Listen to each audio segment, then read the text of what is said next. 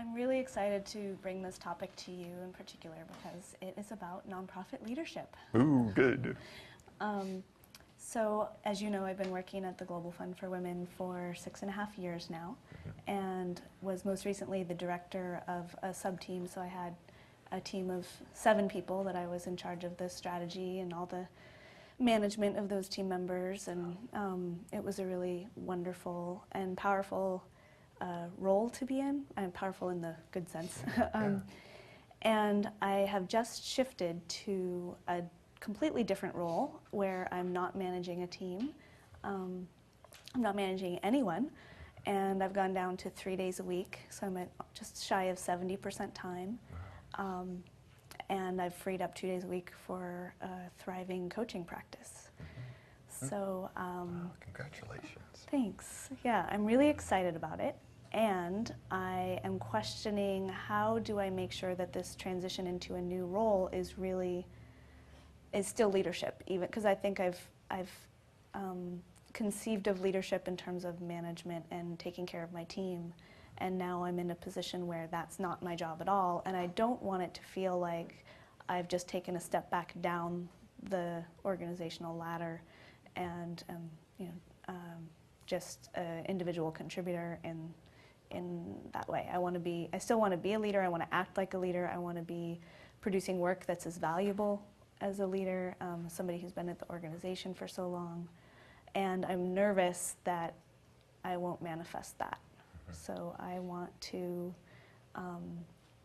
generate part of what I talked about this morning when I came up about feeling the confidence and comfort and curiosity and learning, that feels like leadership to me, that generating that spirit.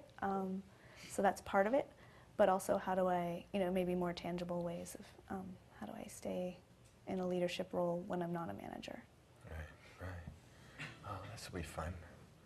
This is great. So out of the coaching, in this 10 to 15 minutes that we have, you want to look at very tangible, specific ways that you can be a great leader, even though you're no longer in that role that some people would perceive as a leader. And you don't want to have that change be like you aren't a leader anymore. You like to lead as much or maybe more than you even led before. You want to be a very effective leader in this nonprofit organization. And you want to, today, get some very specific ways that you're going to do that. Yes. Yeah? Good. All right. Well, we can do that.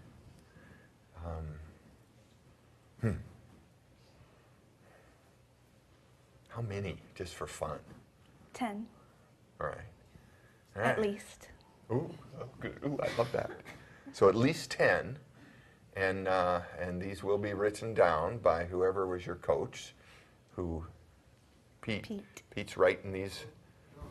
No, Bill is. Bill is. Okay, good. And I just wanted to relieve you. Thanks. Because I really love what we heard earlier, that if you know it's being written down, you don't have to remember it. Kind of frees your brain to come up with another one. So how about if you come up with 10 and then I'll come up with 10? That would be great. Okay. Because sometimes we play that game where you come up with one and I come up with one, but why don't we just, you do 10 and I'll do 10. Okay. Specific, concrete, detailed ways to be a great leader. I think the first one to start with is to just be really accountable. And I think when I was a manager, I slipped a bit on the time management and follow through on things, and somehow that was excusable because you're dealing with so many management issues. So now to be a leader, that excuse is, if it was there, it's certainly gone now. Yeah. So to just be highly accountable to my peers, or everyone in the organization that I work with, yeah, that's good, because that's, in a way, leading by example. Because I know it's one specific example, but I just like that so much, I'd like to generalize it with you, because that's one of, we can now easily invent 100 ways, very specific ways. So my job's going to be real easy, because when I get to my 10, all I got to do now is invent 10 specific ways that you can model the kind of behavior that you want in the organization. And to me, that is expert leadership. And a lot of leaders don't do it because they use the excuse that you said you used to use. Well, I've got management issues. Yeah. And since nobody really knows what that is, because they're not management, they let you off the hook. It's a sleazy thing, isn't it? Yeah. Yeah. So now you're not going to do that. You're going to model, in particular, being accountable. Yeah. Doing what you said you'd do. That's so good. Yeah. Plus, it made my job so easy. Phew. I was worried how I was going to do it. Okay, that's a good one. What else? Really focusing on strategy. So my new role is about leading and developing a few new strategies. So making sure that I'm really focusing my time on the strategy. Yeah, and to me, that's, again, a role of leader, is not to say, not to get people to do something, but to invent strategies. I mean, to me, great leaders are focused on the process, not the content. And if I'm listening accurately, the strategy is more like the process, the way in which we go about doing it, versus what we're doing. In this case, it'll be a bit of both. Because it's new content. They're new areas of or relatively new areas of development. But yeah, it's developing a new process for the organization and then implementing that process. Yeah. Okay. So Good. and doing that in the process of developing the process in a really mindful, thoughtful, proactive way. So seeking input and involvement from the appropriate people. And yeah, so I want to capture this and get it back to you, because it's mindful and thoughtful and proactive. That's what you said. So it's not like you're just developing these new strategies. You're developing in a mindful, thoughtful, and proactive way. And to me, that's great leadership. So that's a very specific way that you're going to be a great leader. Yeah. Even though you don't have the role of management that some people might point to and say, therefore you're a leader. Yeah. Good. The next, I'd say, is putting myself in, or going for opportunities to be in circles outside. So to be more involved in external opportunities to represent the organization or to do work that's related to the new areas. So attending conferences and et cetera, et cetera. Yeah. But being perceived of as a representative and a leader of the organization in other circles. Yeah, yeah. I like this, because a lot of times who we think of when I look at organizations, it's not, I don't know necessarily who's the leader, but I know who the voice of that organization is. So that's kind of what I'm hearing you say. You're going to be the voice of the organization out in the world by going out into other organizations, other groups, other circles, and speaking the organization. And as you speak the organization, you are leading it. Yeah. Very specific, very detailed. Excellent. Now, of course, it also makes my job easy, because now I can just think of a whole lot of different organizations you could go to, and there I could just now generated another 100 strategies. Yeah. How many are we at? I don't know. Only 3? No. Oh, sorry. I knew. You don't see. Okay, so we're at 3 or 4. So a ways to go. I don't know if I already said this or not explicitly, but what I said this morning about wanting to feel that confidence in those external spaces, to feel that I'm empowered and to be in those spaces and feel comfortable there, and to really represent the organization rather than deferring to other organizational leadership. Yeah, right. Yeah, so that that kind of confidence, I mean, you talked about it this morning, but it's not on the list yet, so we want to get it on the list, that you exude a confidence that leaders have. You know, when Martin Luther King, we're going to celebrate him tomorrow, he didn't say, well, I've got a dream that might be pretty good. You know, I watched his speech again this morning, so I'm going to play a part of it tomorrow. Okay. And it's powerful, and he exudes what you're talking about. So good job. Good idea.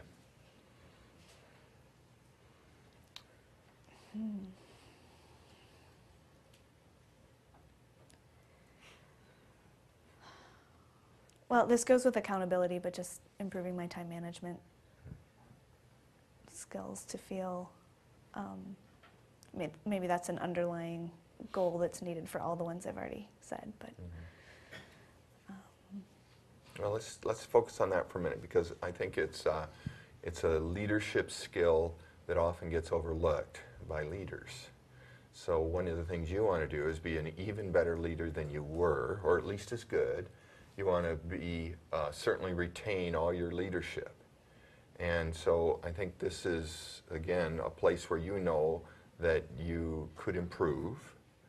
And when you improve, you will appear to everyone and to yourself to be a more competent leader. You know, it's because not all of the leaders, but most of the great leaders have figured out how to manage their time. So, you too. Yeah. Good.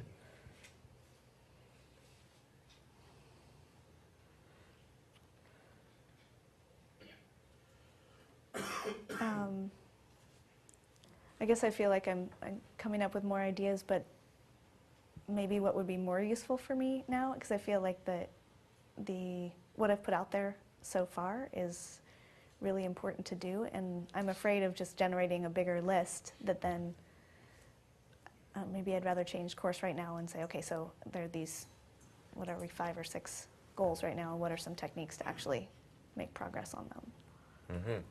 So you've got several specific ways to be a more powerful leader. And now you're thinking you'd also like to come up with what are the specific actions you're going to take to implement those ways. Is that? Yeah, maybe we could just, since we're limited on time, maybe we could drill down just on the confidence piece, because I feel like with the others, I sort of, I already have tools or ideas, but the confidence piece is a little harder or less tangible. Yeah. No, of course we can. I love this. What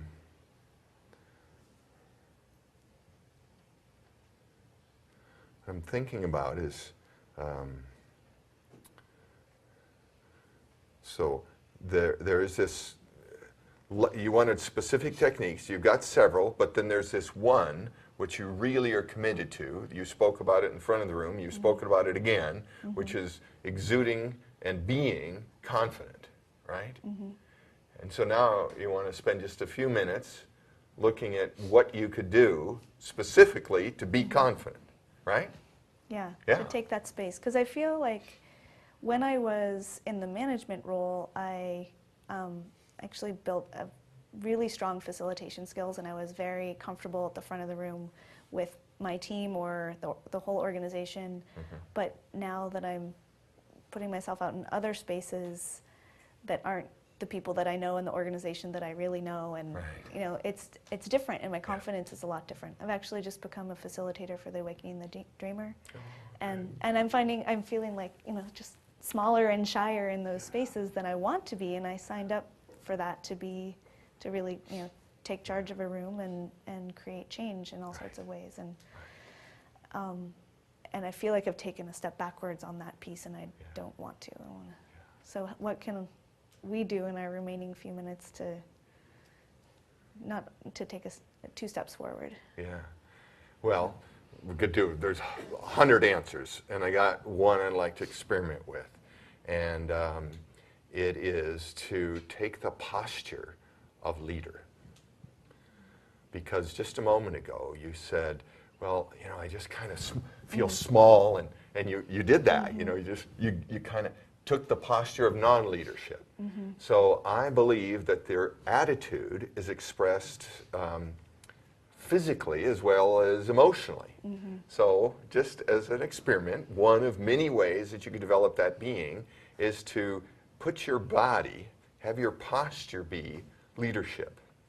Want to try it for a minute? Just, Yeah. Yeah. Well, it's actually one of the reasons why I'm holding my arm back is because I have that tendency to cave in. And when I did my yoga teacher training, he made us hold our arms back, and it just sort of brought our shoulders down and back and our chest up, and Yeah. just in a more. So it's hard for me to do on my own, but if I just Yeah. hold my arm back, then it kind of happens. So, Yeah. Yeah. So that's good. So now you're doing it. You're doing, you're posturing leadership. And now, you feel it? maybe, yeah, a little bit better. Okay. So then it's even, because there's nothing wrong with this once in a while, but there's, I'm just having you practice Yeah. the posture, the attitude of leader. And of course, the specific way in which you stand is only a reflection, but that's what we're practicing. So, how is it? So keep. Okay. Can I give you a little assistance? Please, yeah, All right. that would First be of all, put your pen down, because leaders carry around a pen once in a while, but I think leaders often are. So your hands Okay. free. Now Yeah. you're solid. You're on both feet. Yep. Yeah, that's good. And you're standing straight. Yeah. Yeah, that's. Tell me what's going on. I don't know, I guess it brings in all the other issues of body, like being sort of self-conscious in my body. Right. And, so oftentimes I don't want to stand up in front of the room because of those issues as well as the other issues. so- Exactly. That's right. Good job. So we're practicing. And now we're going to practice some leadership gestures. Okay. All right.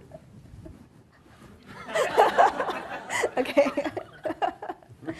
Because nothing is more uncomfortable than being in a room where the leader is shy and uncomfortable. Yeah. Because it's just palpable. People feel it and they just, ooh, Yeah. they want to be held by you. Yeah. So give me another posture. Right.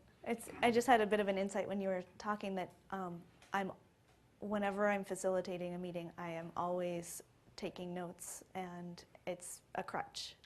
It's a look at the notes and the beautiful colors and the nice handwriting and the points that you're saying, rather than just feeling comfortable in the space. Yeah. That's Good.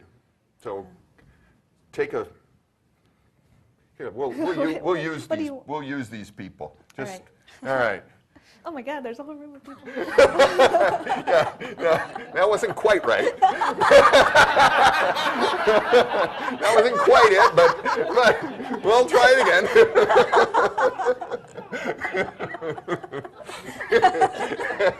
All right, do it over. Okay. Yeah, go ahead. All right. Yeah, don't know what it's, I'm no, doing. don't say nothing. You're Oh, only okay. posturing. Okay. Very good. How does that feel? It feels okay. Okay, good. And then posture your face too. Look out there. You don't have Okay. to say anything. Just posture your face like a leader. Confident, because you're posturing confidence. Yeah. Right. Be helpful if I had something to share, something brilliant. No, that's yeah. But see, I think but do that again without saying anything. Move as if you're about to say something brilliant. Really good. I feel goofy. No, I know you do. Of course you do. We're just having fun. Remember, they wanted to laugh. Yeah, We're making yeah. them laugh. Yep. So really, right up until that last little thing, it was great because it was like that last little part is. Yeah, I could lose that. Yeah. This is one thing that's helpful about this is also tying in my yoga goals into this, because it's just that feeling in my body and comfortable in my body, and also just having really great posture is helpful in this. And I hadn't tied the goals together. Yeah. See, I think this is going to be so easy for you because of your yoga training. And because you have the place to practice at the facilitator training, and because you have such a commitment to being confident in all ways and physically too. Yeah. Wow. Well, so we got several specific ways that you can be a great leader and practice. And then we drilled down, as you'd liked, into one of those. I really like your idea of drilling down, which is like coming up with more and more ways to do that one way. So every way has its subways. And then every subway has more subways. And then pretty soon you've got it all figured out. Wow. Yeah. And I'm really glad you asked us to go the other direction, because you let me off the hook. I didn't have to come up with my 10. My pleasure. Oh, good. Good job. Thanks.